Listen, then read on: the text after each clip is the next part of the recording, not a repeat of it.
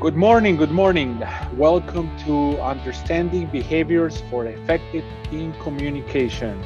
It is kind of a long title, but very, very important because we are going to talk about very important issues about team communication here.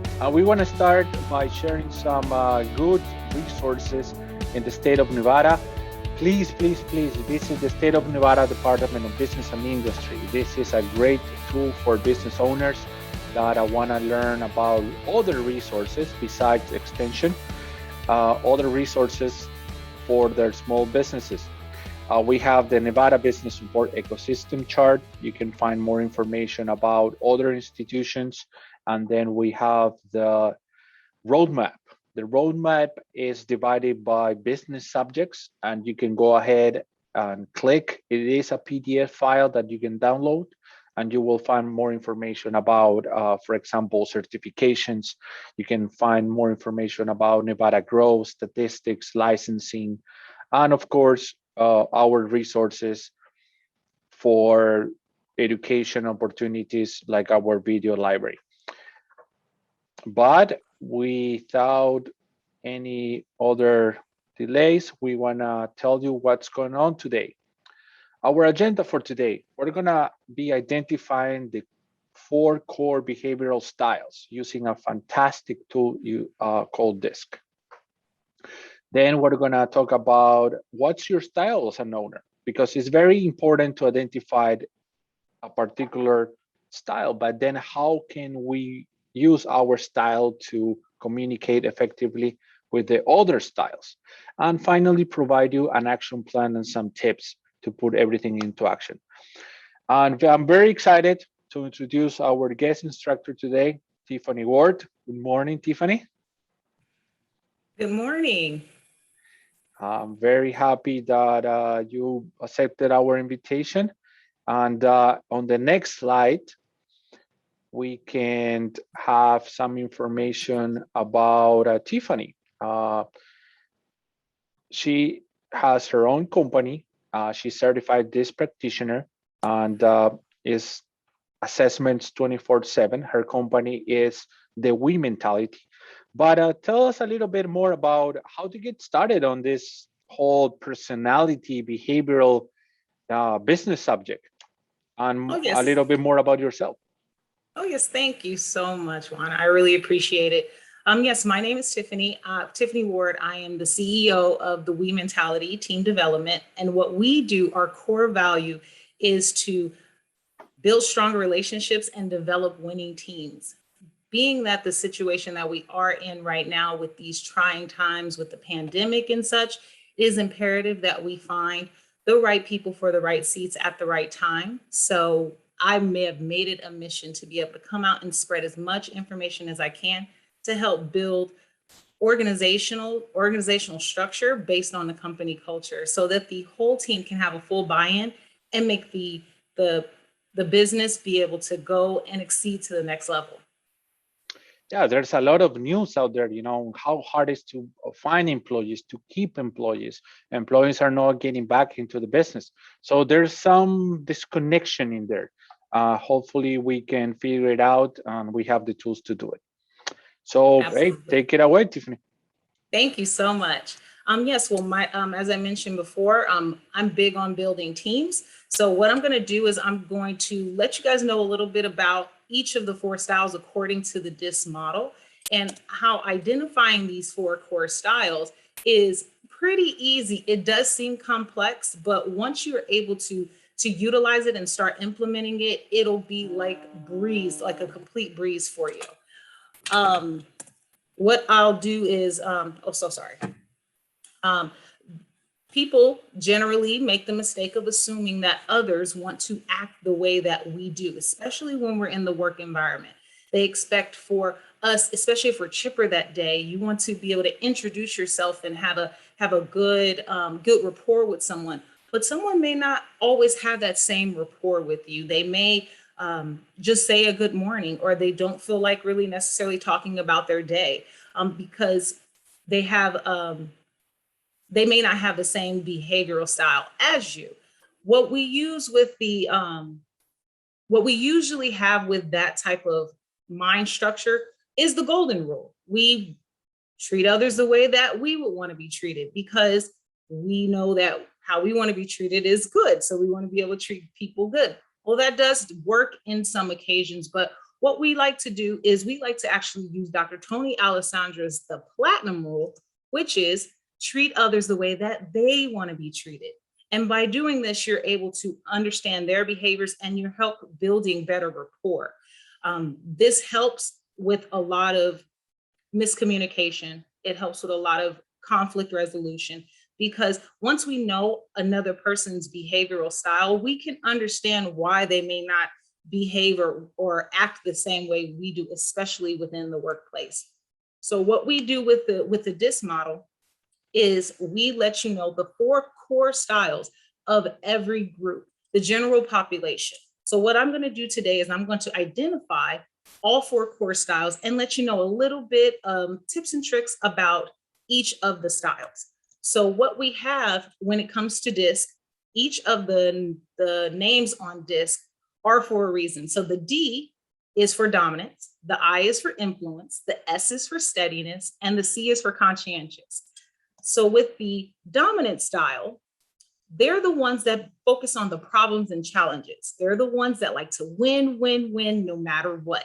And so they're going to be more results focused, and which may come off for another style as aggressive or assertive or rude, but it's more so because they're task oriented. And I'll get into a little bit of that in a second. The next style is the influential style. They're the ones that want to deal with people and contacts. They like to be vibrant. They like to use their hands a lot. They're the ones that'll come up to you and ask you, how was your day? Oh, I had a great day. My day was I got to take my cat to go and have some fun. I went to go take my dog for a walk. They'll tell you all about their lives within that short time frame of you having a conversation with them. The style steadiness would be focused on the pace and consistency. So they like stability, they like structure. They're the ones that really like to follow the rules, and they're very, very loyal. And the next one would be the conscientious style. They're the ones that deal with the policies and constraints. They're the ones that like the structure. They like data to analyze. They prefer logic over reasoning. So they're the ones that are going to be more so fact-driven versus emotionally driven. So now that I've let you know for a few of the 4 core styles, I'm going to actually tap into how you can identify your styles as an owner and employer. So to make sure that I give you all of the information, I have a couple of videos that I would like to be able to show you. They're only a few minutes long, each of them, but each of them identifies the core styles of that person or that style. We're going to start with the D. The D is for? The D is for dominance. Okay, there we go. Thank you.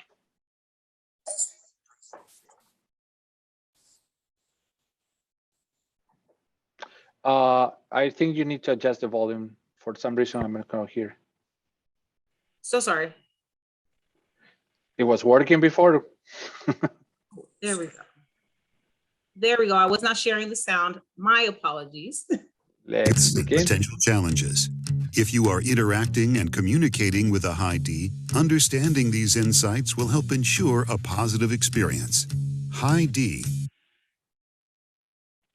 Sorry. Dominance.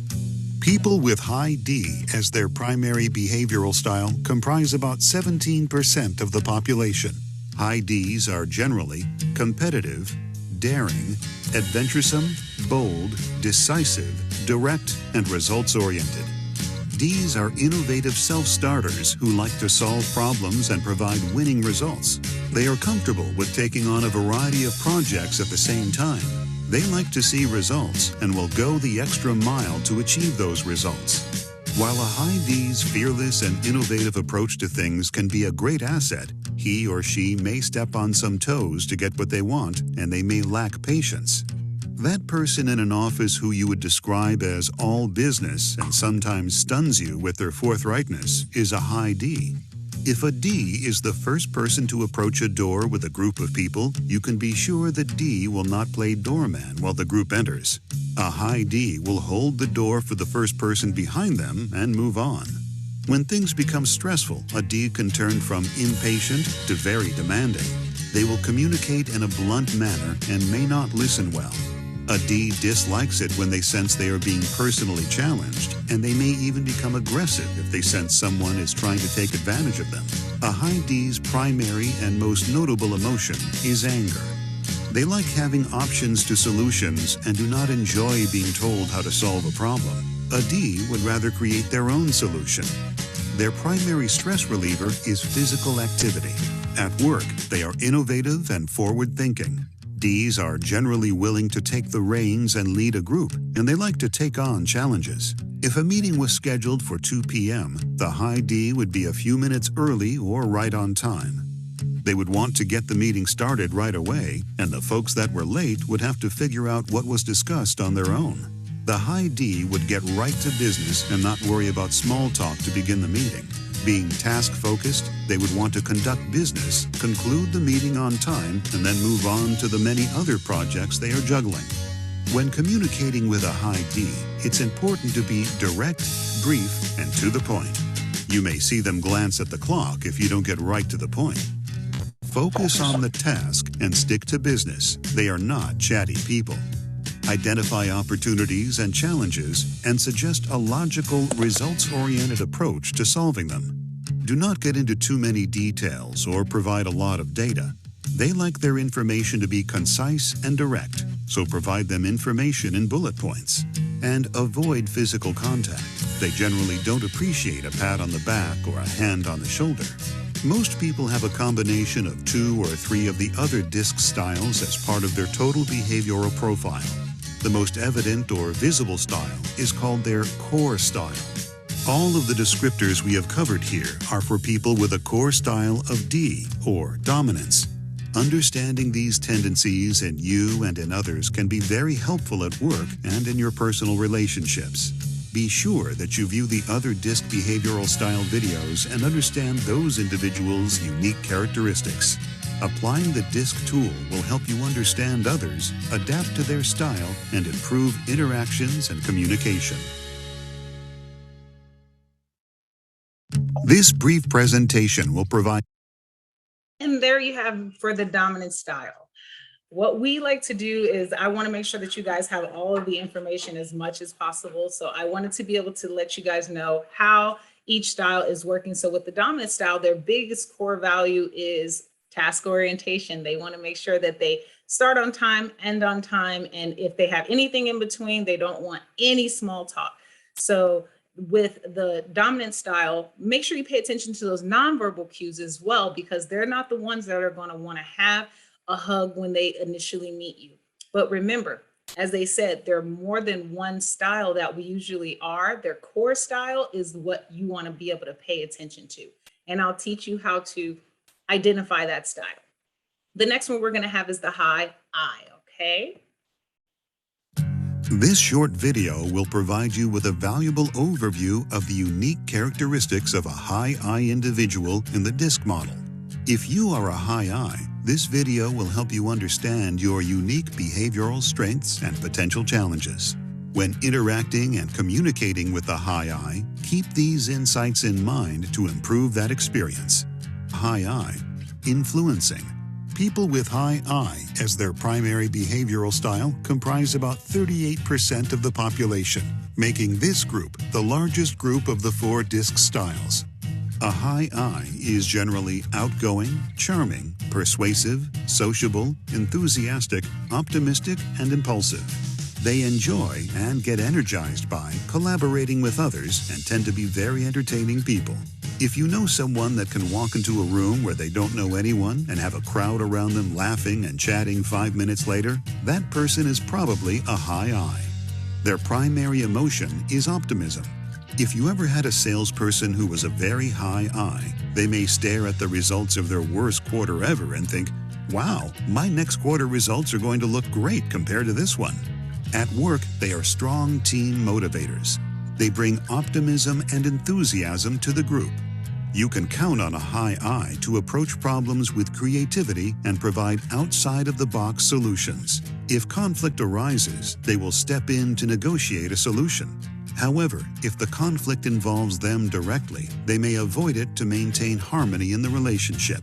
They deal with change well and adapt quickly to unforeseen situations. You are likely to hear lively conversation and laughter in the break room or someone's cubicle if an I is involved in the conversation. They like to tell a good joke, but may mess up the punchline. If an I entered a crowded elevator, they would probably have everyone talking and laughing by the time they reach their floor. While the high I is very creative, they may also lack attention to detail. They may not remember when your birthday is, but they will be more than happy to celebrate it with you. They have a tendency to trust everyone they meet and may overlook people's shortcomings. The high I's primary stress reliever is interaction with others. When things become stressful, an I can turn from sociable and overly chatty and become too optimistic. If you are under a tight deadline, you may need to remind a high I to stay focused on the tasks at hand, as they may have challenges with time management. They can also be over-promotional under stress. An I may have a tendency to abandon their position in order to avoid conflict, as they want to be liked above everything else.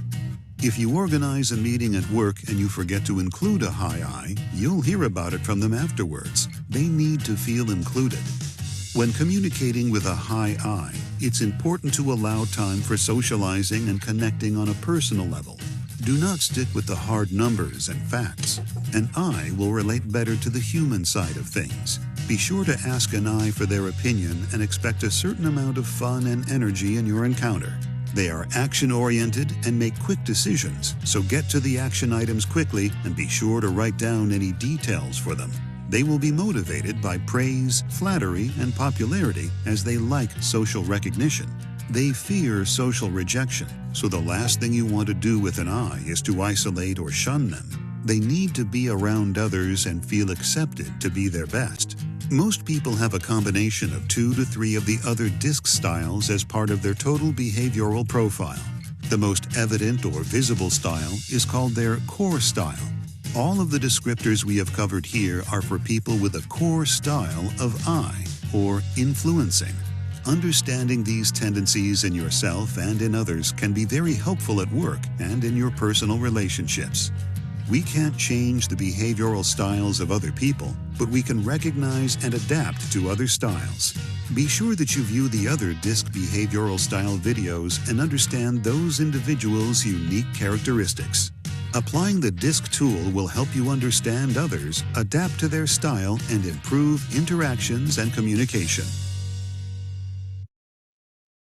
And that was the influential styles. As you can see with the high D being more task-oriented, they are pretty similar, but they're for the opposite. They are for the people. They want to make sure that the people are involved and they want to make sure that they shine. So we want to make sure that when we identify with the high I, is that one thing that can cause tension with them is for them to be embarrassed in front of a group. So if you want to be able to interact or if you have a conflict with them and you want to interact with them and try to fix it and solve it, I would recommend not doing that in a crowd of people. Do that with them in a more interpersonal setting. There's some people coming to my mind. Yes. This short video will provide you with a valuable overview. And next we're going to have is the high S. That's the steady style. This is the cool, calm, and collected one. I'm going to let you guys hear this. In the next few minutes, you will see a thorough introduction to the unique characteristics of a high S individual in the DISC model. If you are a high S, this video will help you understand your unique behavioral strengths and potential challenges. If you are interacting and communicating with a high S, follow these tips to improve that experience. High S, steadiness. People with a high S as their primary behavioral style comprise about 32% of the population. The high S is amiable, friendly, relaxed, patient, and sincere. A high S is someone you can count on. They are steady, consistent, and loyal, prefer a steady, predictable environment. They may resist change if not involved in the change planning process, or the change comes with little to no communication or reason. For example, an S would be uncomfortable with a sudden announcement that his or her group had to move to a new building. At work, they are great team players. They listen well and stay focused on common goals. You can rely on a high S to pull his or her weight on a team project. They are not the kind of person to bring a large ego into a brainstorming session. The high S listens to all ideas offered and pushes for the idea that best achieves team objectives. If two people were entering a packed boardroom, a high S would first make sure that others had a place to sit, then ask if they could get you a cup of coffee so you wouldn't lose your seat. They might even do a quick count of the donuts to make sure there were enough for everyone before taking one. They like consistency and push to meet the objectives the way it's always been done. You would hear them use expressions like, "If it ain't broke, don't fix it," and "let's not rock the boat." When things become stressful, an S will make every effort to keep things steady. They will not display much emotion and do their best to maintain the status quo to the point of being perceived as inflexible. The more stressed they are, the more hesitant they will become when it comes to decision-making. When communicating with a high S, be patient. Start with small talk and ease into business issues. They will not offer their opinions easily. You have to gain their trust, allow them to relax, and draw out their opinions. Allow time for discussion and exploration of the issue. S's like to approach things logically, and they like to have all of the areas defined clearly. Involve an S in the planning process. Try not to raise alarms to get their attention when troubling issues arise, as this could backfire. A calm discussion of events with some suggestions of approaches that have worked in the past on similar issues would work better.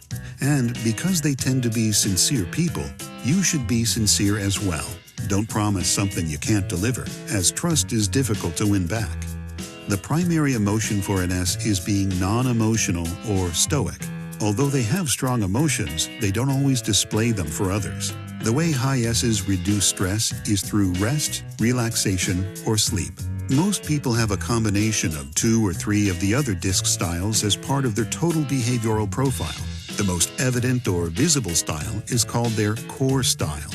All of the descriptors we have covered here are for people with a core style of S. Understanding these tendencies in you and in others can be very helpful at work and in your personal relationships. We can't change the behavioral styles of other people, but we can recognize and adapt to other styles. Be sure that you view the other DISC behavioral style presentations and understand those individuals' unique characteristics. Applying the DISC tool will help you understand others, adapt to their style, and improve interactions and communication. And that is the SETI style. If you see with the SETI style, I hope you were able to see a little bit of where the conflict can come in for the high D and the high I with the high S. So what I recommend, especially as an employer, is majority of the styles would be a high S that you would be mainly dealing with when it comes to teams. Being that they are a team player, it's not really in their pathway to be able to lead the situation. They're going to be the ones that are going to help support the team in the decision making. So let's have them a part of the planning process and not about the problems that are arising, because stress can have them retreat. And a lot of our styles, especially as leaders, as we mentioned, we have more core styles. Our styles will also have, maybe if it has an S, it'll also have a D. So we want to make sure that we play into that as well. We would be able to know exactly what style works well when it comes to leadership. I think that the S maybe can help evaluate the options, but not take the option, the final decision. Absolutely. They're going to be the ones that make sure that the team is all included. They're going to make sure that they contribute to the success of the team. But to have them where we have a kind of an issue is that we're having high S's in some portions of leadership when they are reluctant to change, when as a leader, we change all the time. We're going to be being a part of that consistency. So making sure that you're not putting as much stress on your body the high S will put that stress on themselves. So if the organization doesn't succeed, they feel like they don't succeed. As an employer, I mean, we don't have to think about, okay, that person doesn't belong into that position. It's Correct. not about, firing somebody. It's about, Correct. using to the best of their abilities in the best position of their fit, right? Absolutely. So the high S, yes, they can be in leadership position. As I mentioned before, there's more core styles. So we would pay attention to their secondary style so we can be able to tap into that. But when it comes to when a high S is in a situation that they feel conflict or they feel tension, they will retreat. So we want to make sure that we know not to either assign them the right position or assign them the right task for that position. So they can, yes, they can be in the leadership position. My apologies if that came off wrong. No, definitely. Okay, so what we're going to do now is the high C. And in the next few minutes, you will see the high S came up again. My apologies. I'll explain the high C. Let me see. Oh, maybe it's in the next slide. Let me see. In the next few minutes, you will see a I solid had it introduction to done the wrong. unique characteristics of a high C individual in the DISC model. If you are a high C, this video will help you understand your unique behavioral strengths and potential challenges. If you are interacting and communicating with the high C, follow these tips to improve that experience. High C, compliance. People with high C as their primary behavioral style comprise about 13% of the population, the fewest in number of the 4 behavioral styles. A high C is generally conscientious, analytical, diplomatic, courteous, accurate, and precise. They are fact finders with very high standards. They are rules people. They like knowing what the rules are for any situation, and they want everyone around them to follow the rules along with them. C's have a controlling nature and tend not to reveal anything about themselves. They may even seem aloof, but they are often just thinking things through before they offer a perspective. A high C would not be comfortable with a loosely run brainstorming session where people are coming up with broad ideas. They need structure and clear guidelines. They tend to avoid new solutions and stick to proven ideas. The primary emotion of a high C is fear. If a divisional all-hands meeting was announced at work, the high Cs would be most concerned about receiving bad news, possibly layoffs. They would pay close attention to the content of the announcement, and if there were a typo on one of the slides in the presentation, they would catch it. At work, they are conscientious and reliable. They maintain high standards for themselves and the group. They are good at gathering and organizing information and ensuring its accuracy. If a high C walked into a staff meeting, they would quickly note who was in attendance and then begin studying the agenda. They would raise their hand if they had a question or comment to help maintain order to the meeting, and they would take copious notes. While a high C's commitment to accuracy can be a great asset, he or she may get bogged down in the details and become defensive when criticized. Their friendships at work may be based more on mutual interest than emotional bonds. When things become stressful, the highly accurate C can be annoyingly picky and critical of others. They may also take on a pessimistic view of the situation. High C's de-stress by spending time alone. When the air at work becomes thick with tension, a high C could be found in their cubicle with their head buried in a document. When communicating with a high C, it's important to be direct and well organized. Don't be too casual or too personal. Be conservative in making promises and be sure to deliver. Draw up an action plan with clear milestones for delivery. Ask them for their thoughts and opinions because they won't offer unsolicited opinions. If you disagree, back up your position with facts. They don't believe in acting on gut feelings. Disagree with the facts, not them personally. And give them time to think, as they like to process things before committing. The high C is motivated primarily by certainty. They need to know exactly what is expected of them and that it is achievable. They have a strong aversion to risk. Most people have a combination of 2 or 3 of the other DISC styles as part of their total behavioral profile. The most evident or visible style is called their core style. All of the descriptors we have covered here are for people with a core style of C, or compliance. Understanding these tendencies in you and in others can be very helpful at work and in your personal relationships. We can't change the behavioral styles of other people, but we can recognize and adapt to other styles.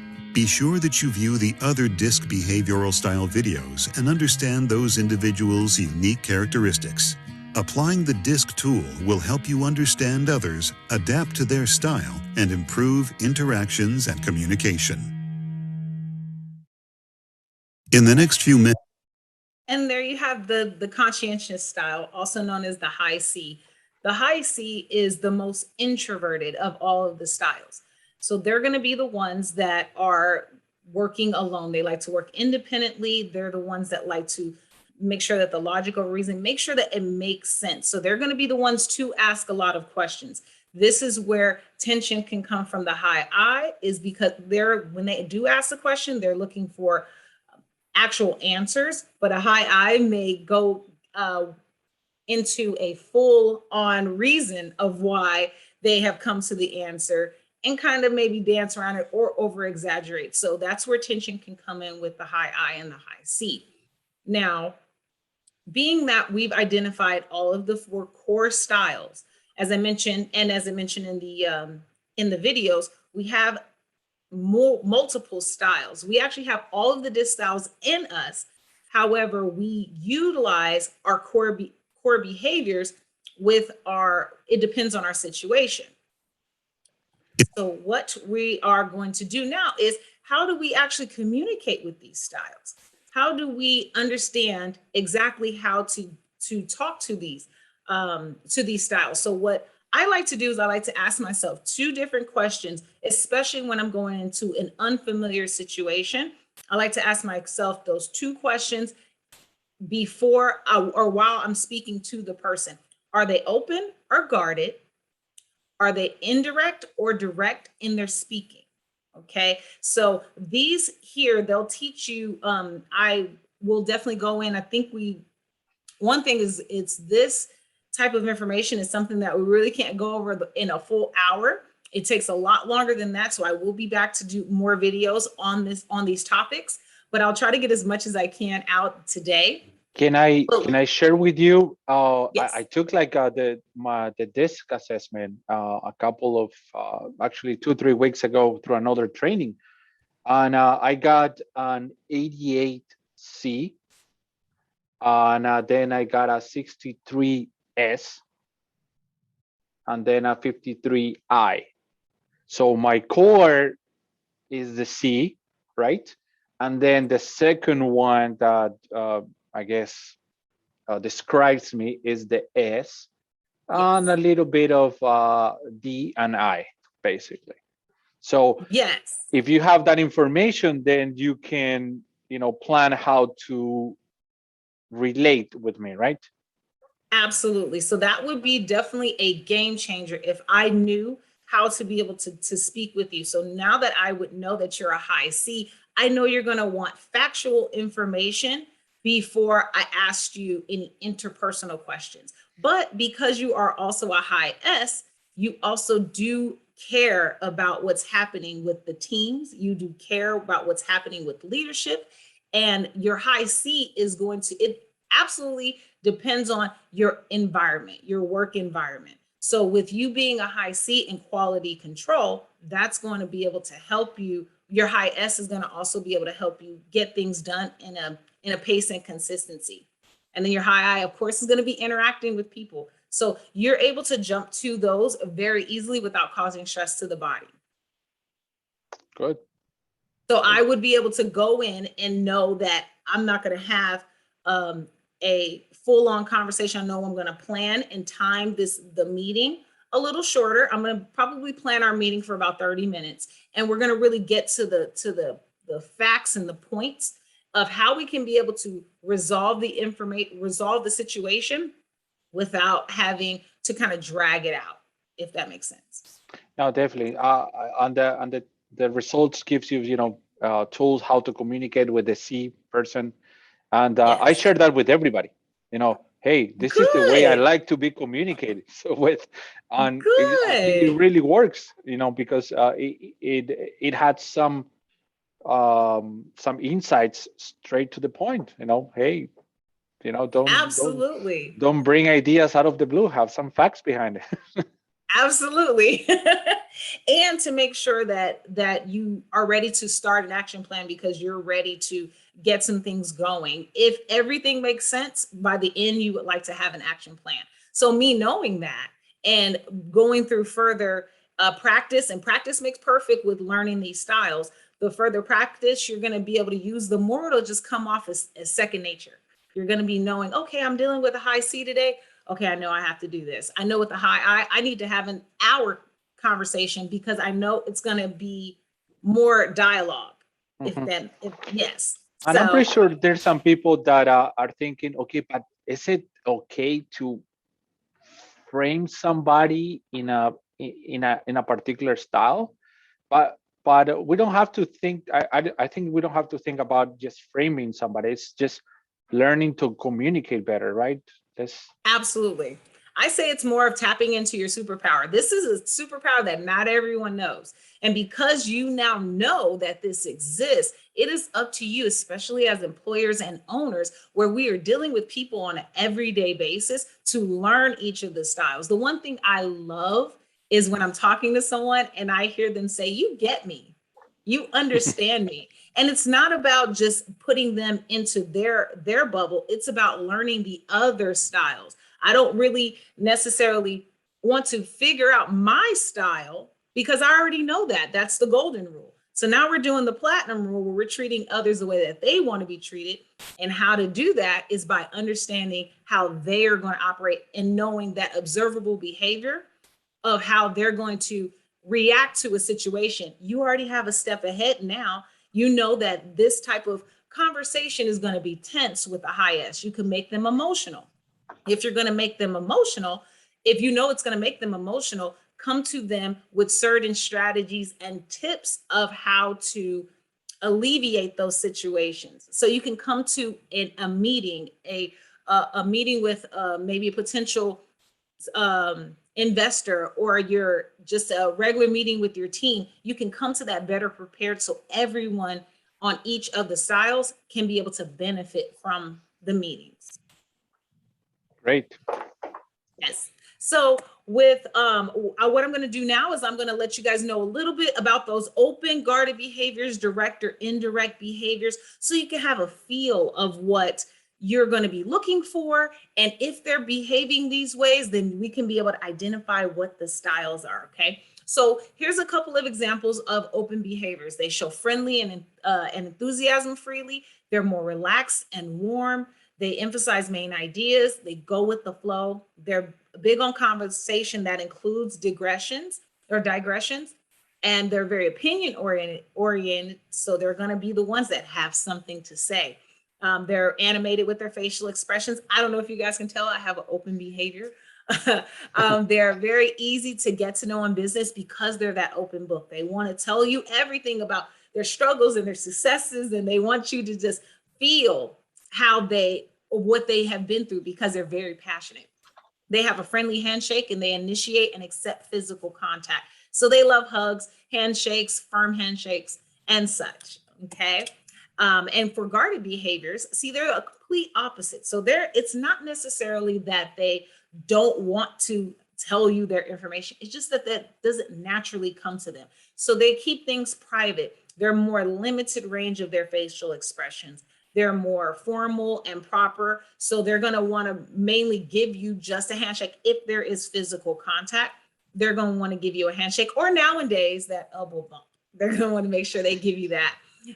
They avoid and minimize physical contact. They go with the agenda. So whatever is on this list, okay, what's the next topic? What's the next task? And then they also speak in specifics. So they have examples. They are the ones that have, they're the ones that went out and actually found those facts, and they're going to be the ones to bring it to you. They're also, conversation will always stay on subject. They want to make sure that the task is getting done and they're allotted that time. They're going to utilize that time as such. And so that's the first question. Are they open or guarded? So you're going to first figure out with these two. And when you find out with those two, I'll go into how you identify those. Okay. So the next one will be, the second question will be, are they indirect with their behaviors or are they direct? Here's a few examples of indirect behaviors. They're infrequent with their gestures. They are more patient and cooperative. They often make qualified statements. They have a really gentle handshake, so not necessarily that firm, assertive handshake. And they're more likely to wait for others to introduce themselves. They're not going to really want to come and introduce themselves to you. And then they also reserve expressions of opinion. So they're going to be, even if they do have something that they would like to say, they're not really keen on putting that information out there unless they are subjected to it. If someone asks them what their opinion is. Our next would be the direct behaviors. So this would be, as again, complete opposite. They are less patient, more competitive. They frequently use gestures and voice annotations to emphasize their point, kind of like how I do when I'm making sure that you know exactly what I'm talking about. And they often make empathetic statements. They are sustained eye contact. They're big on firm handshakes, and they're frequent contributors to the group. So they are the ones that are going to make sure that their voice is heard naturally. And they often express opinions readily. And then they like to introduce themselves to others. So that's where you see a difference, especially like say you're at a networking event and you see someone that just loves to just work the room and you're looking at them like, wow, I just wish I could be able to do something like that, especially if you're more introverted. I would love to be able to go and work into doing the same thing that they're doing. Guess what? You can if you decide you want to tap into that portion of your behaviors. We have with the We Mentality tips and tricks to be able to help you guys figure out how to tap into the superpower that you want to, the behaviors that you want to have. So if you're high S and you're looking to make sure that your D goes up a little bit more and more dominant, more assertive, we can be able to make sure that that happens as well. Okay. So indirect or direct comments, or open and guarded behaviors. That's how you'll be able to decide what styles you're dealing with, okay? So this is how you would identify those 4 styles, okay? So if you were the guarded behaviors that we mentioned before, you would be more in between the high D and the high C. What we would do here is a process of elimination. So the high D and the high I would be a guarded behavior.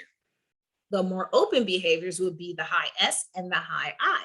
So now if you've identified this, if you identify those behaviors, now we're going to do another set of process of elimination. So let's say we're talking to a guarded person, okay? So we're eliminating the high I and the high S. So now we're going to find out if they're direct or indirect. So if they are, let's say they're indirect. So we already know that they're guarded. And now we know that they're giving more of indirect approach. We're going to see that they're a high C style.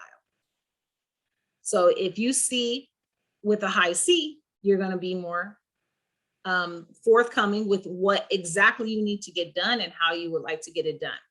Now, let me practice with you. Do you mind if I practice with you, Juan? No problem. Okay. So let's say just think of someone maybe in the workplace. You don't have to give any names, but do they have open or guarded behaviors? Open. Open behaviors. Okay. Oops, sorry, going backwards. So if they have open behaviors, process elimination, what would you eliminate based on what I said before? They are not conscious or dominance. Correct. So we would eliminate that even with the other styles coming up, okay? So it would be either I or an S. So now, are they doing direct behaviors or indirect behaviors?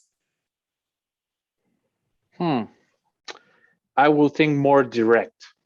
Direct behaviors. Okay. So being that we've already process of elimination, we already know that it's between the I and the S, we will be dealing more with the high I style. So now that one's the people and contacts. but their biggest fear is loss of social approval, or someone taking, like, not feeling like they are a part of the plan. So with the high I, you want to make sure that you make them feel wanted and needed, and that their contribution to the team is imperative. It is important, and we appreciate you for all that you do. They like reward. So that's what I would go in and give them interpersonal compliments first. Or not maybe, interpersonal, yes. Maybe they are not too into rewards and money, but they want more rewards. Correct. In interaction, value, recognition, absolutely, things like that. Okay, so absolutely, we can maybe relocate or give them more tools on how to communicate with clients or information about the business. Okay, I got you. Absolutely. See, you're already on it. I love it. Thank you. Yeah. Making my job a lot easier. The only thing that I'm trying to really differentiate is, how can I classify somebody with a direct and indirect behavior? My idea right now is that they are more proactive. Is that true? No? Yes. I would say that the direct person would be that more proactive, the one that's going to actually stand up and say, hey, yeah, I'll do this. The indirect would be, I like to use this type of scenario a lot. It's more so, let's say one of your coworkers came in and asked you a question. If you're an indirect person, you would say more so, how's your day? Oh, yeah, it's going good. I have a ton of work.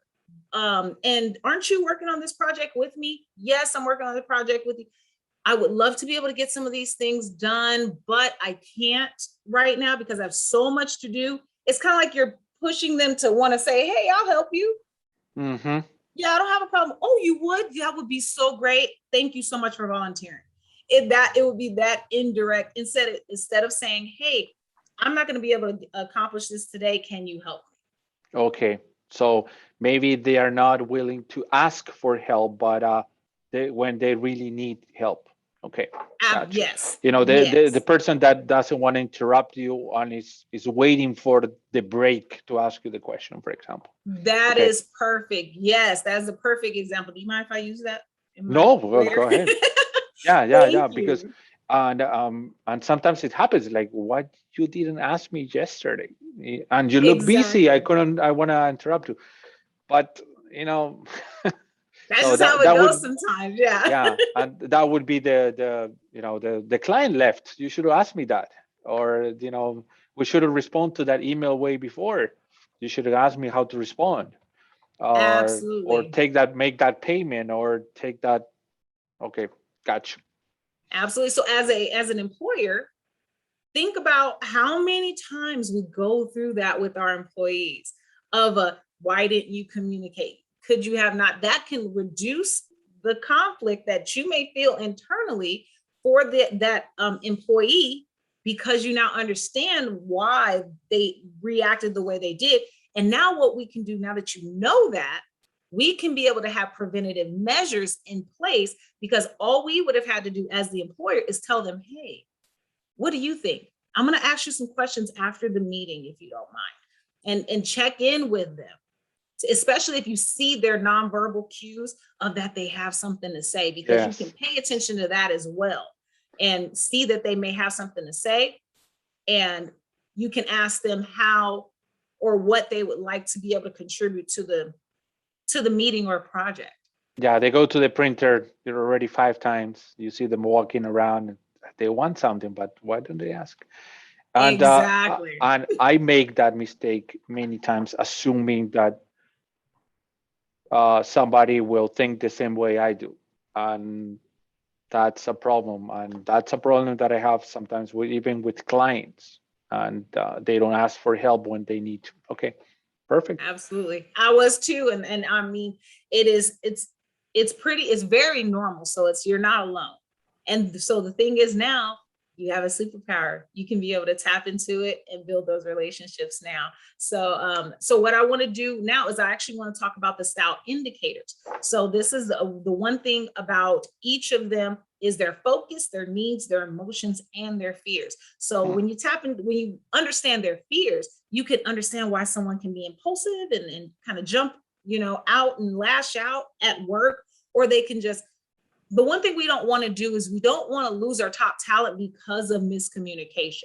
Majority of people that walk off of the workplace and they quit right then and there is because of things that have been boiling over time, not really necessarily something that happened that day. It was kind of, this is a straw that broke the camel's back. I can't do it anymore. And we don't want to do that, especially with the times we're in now where employers are having a hard time hiring, and it costs the organization 120% more of the salary of that position to rehire someone. And we don't want that. We're losing a lot of. They don't want to come because it's not a money issue. It's a communication issue where they didn't feel appreciated, heard, valued, yes, et cetera, et cetera. Absolutely. So this gives you we'll say leverage. We'll have you be able to leverage the opportunity to get to know your organizational structure as a whole. So with the high Ds, their biggest, as I mentioned, problems and challenges, their biggest need is challenges to solve, and they like being of authority. They're not the ones that necessarily like to take authority, so they will lash out. So if you have a high D in maybe a lower level position, understand that they are having a hard time with authority. That'll be their biggest need.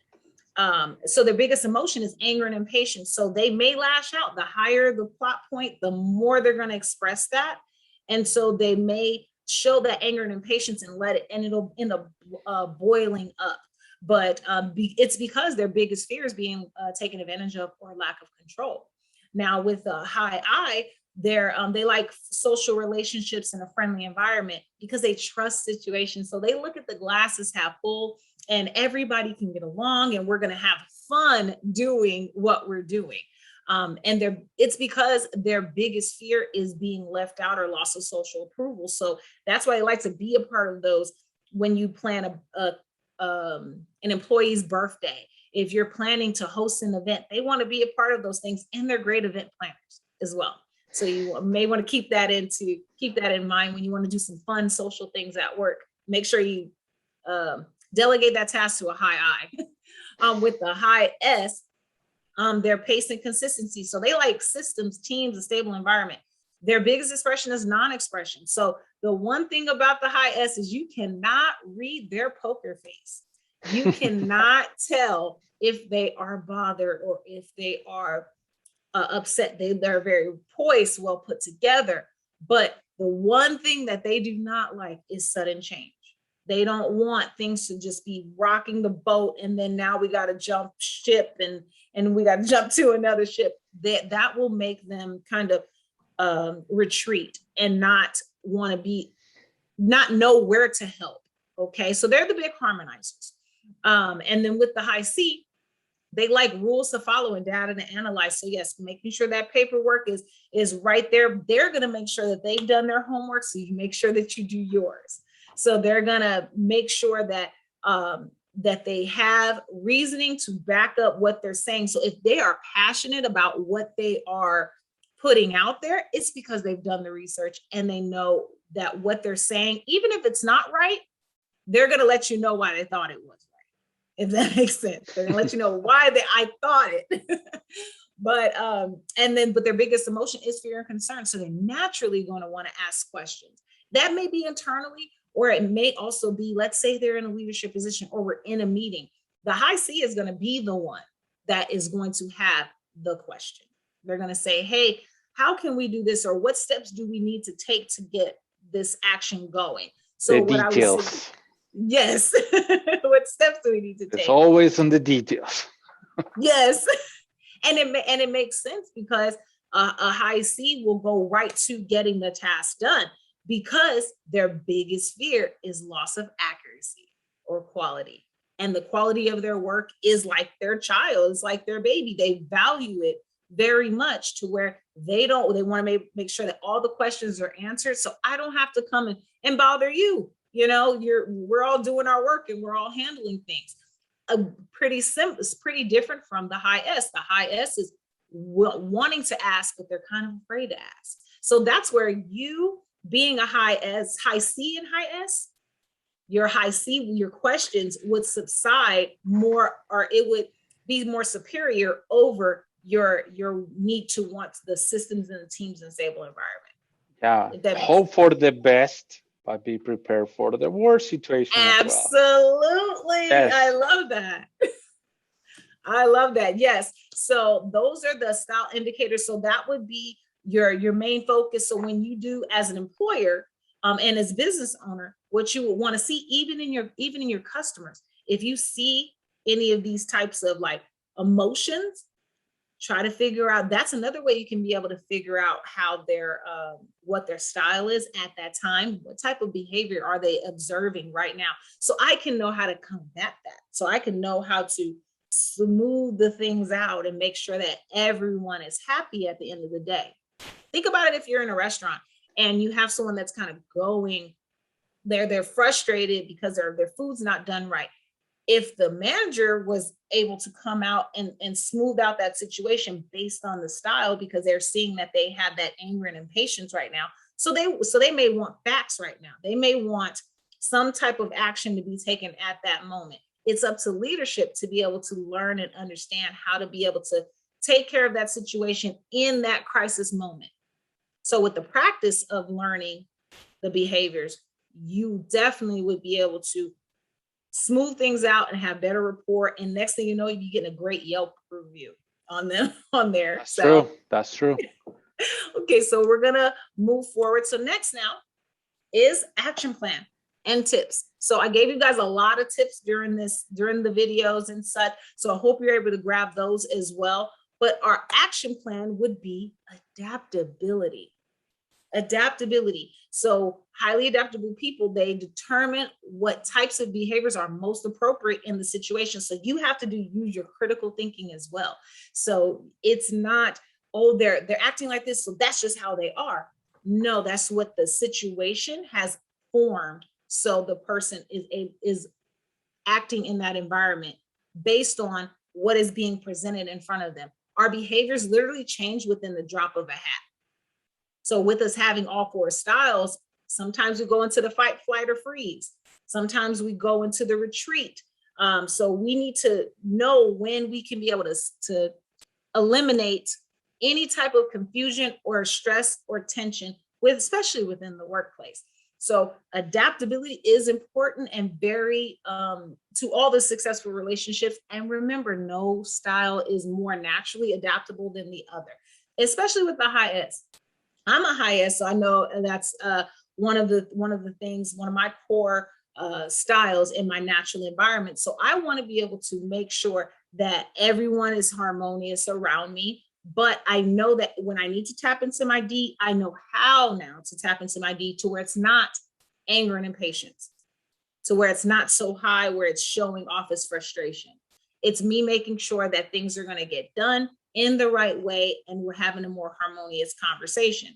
So just when you are adapting, pay attention to those nonverbal cues as well as those verbal cues, and you'll be able to help build rapport and create team synergy with all of your employees and at home and with your kids and just all around all together. Because one thing we do have is the cycle of business.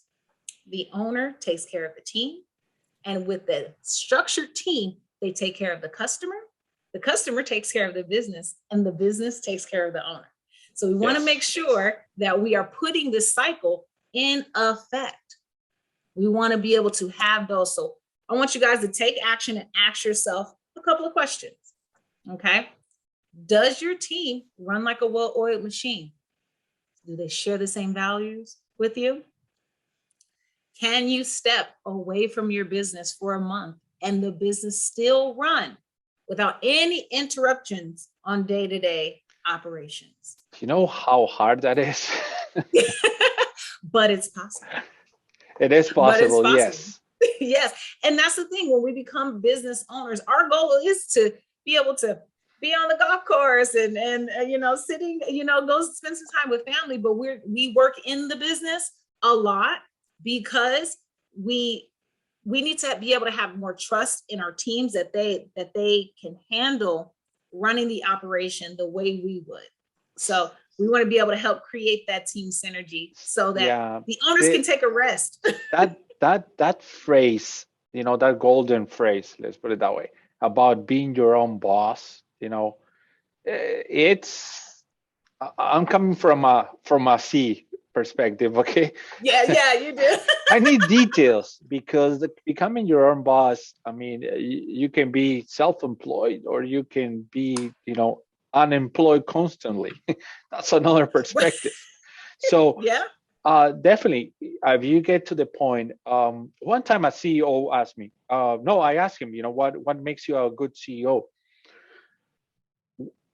You have accomplished your goal when the business can run without you. That's the business. That's when the CEO can do the check mark, done my job. Yep. It's like, okay, that's powerful. Yes. And that's what we want to be able to help create for owners. Create that possibility. Let them see that light at the end of the tunnel, because there's a lot of businesses that we've run across that they're like, oh no, I don't see myself not working in the business. Are you crazy? Well, then why did you become a business owner? You could have just been an employee. We want to make sure that you have that opportunity. If you want to step away, you can, even if you don't. So you are bringing material for another class. Yes, I am. Are you an employee of your business, or are you the business owner? Yes. And then I could also be able to tap my husband, the certified business coach, so he will be able to tap into that as well. So the next question would be, are you confident that your employees will stay with your organization despite any challenges? And especially with the times we're going in right now, can you confidently say that? And then also, does your company culture align with the actions of your employees, management, and leaders? Because the company culture is your vision, your feeling of what you would like the world to see you, not only you as, but what you represent. So is your employees and your management and your leaders aligning with that company culture? We have some comments, effective communication is key. So true that we are talking about. And I wanted to, it's open for questions now, if you want to write it down. But I wanted to ask you, is it easier to just hire people with my same personality? No. I would say no, because there is a well-oiled machine has 4 wheels. They have wheels. Well, actually, a well-oiled machine has wheels of different sizes. So we got to make sure that we put the right one in the right place, because if we don't, that well-oiled machine is going to fall out completely. Each style has its own certain task for the organization. If you're looking for, okay, so I'll break them down, each of the styles. So a high D would be more for leadership. A high I would be more for customer service. A high S would be more for like project supervisor, managerial areas. And a high C would be more for quality control, HR, the background of them. So if you were to find the styles based on what you would like to see within that positional contract, that's what I would focus on. Not necessarily, you want to have a bunch of many U's, but you also don't want your organization to lack where you know that you lack. Because even as a business owner, I know that me being a high I could get lost in creativity and not get a lot of stuff done all the time. But I can come on and do a presentation like this, no problem. But I know another high C would not feel comfortable with just jumping onto a screen, but they'll make sure that all paperwork is sent out, and they're going to make sure that the follow-up is correct and that the system is done correctly, if that makes sense. And I found that about myself as well. I mean, sometimes I need more information before I take a decision. and I can, to some point, it becomes unproductive, because you are undecisive, even though you might have all Analysis the information. paralysis. Exactly. So balancing that out, okay, I reached to that point. I have to take the decision. Maybe I don't like to describe it as a gut feeling, but hey, come on, to a point, make the decision, stick with it, and keep rolling.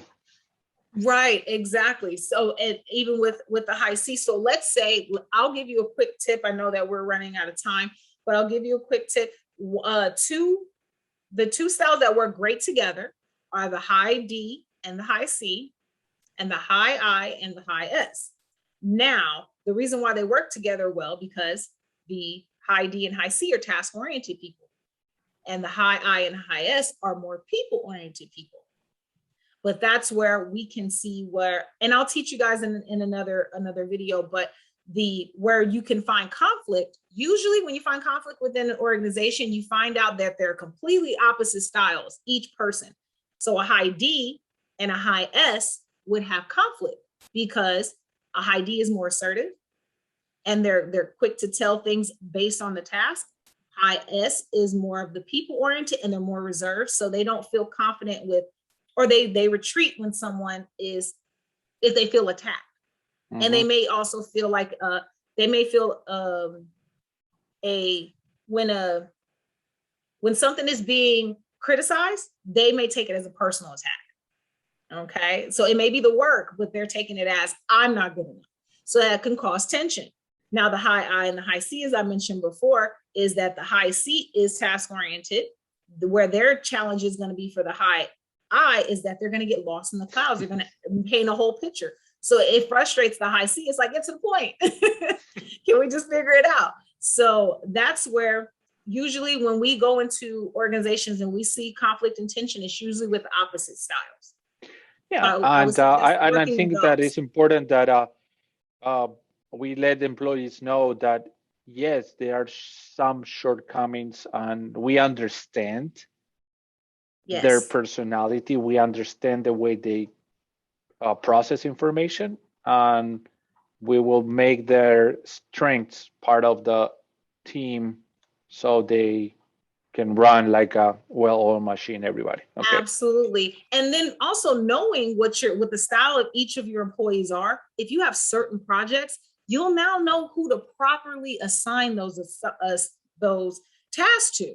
And you'll know which ones work better alone. Okay, this one's not going to necessarily need a whole bunch of interaction. I know I can go to a high C for that. Mm-hmm. And just get the information done. Yeah. And yeah, it helped me realize why some situations just drive me crazy. And then, okay, it's normal. It's normal. Yes, it's because of it is normal. My point of view, so yeah, certain situations I become like, okay, be receptive, be aware of what's going on and how it makes you feel. Let's put it that way. Absolutely. So think about that. We also have everyday stressors as well. With everyday stressors that happen, like they said, a high I can turn into have behaviors of a high D, which could be more impatient or bossy at work. So if you already know that this style is a high I and you see them being bossy, that means they're under a little bit of stress. So now management can come and say, hey, what's wrong? Is everything okay? But we're able to understand those observable behaviors and how they change, which also changes the dynamic of how the task is being performed. So if we're able to come in and talk to them and delegate and kind of minimize the stress for that person, just by having a personal conversation with a high I, they're going to go back out and just tackle any task that's in front of them. And they'll have a full buy-in with the organization because they see that you care. Yeah, definitely. Your guard goes down. Absolutely. Absolutely. So the goal is we would like to have buy-in for our organizations, our organizational members, not just the customers.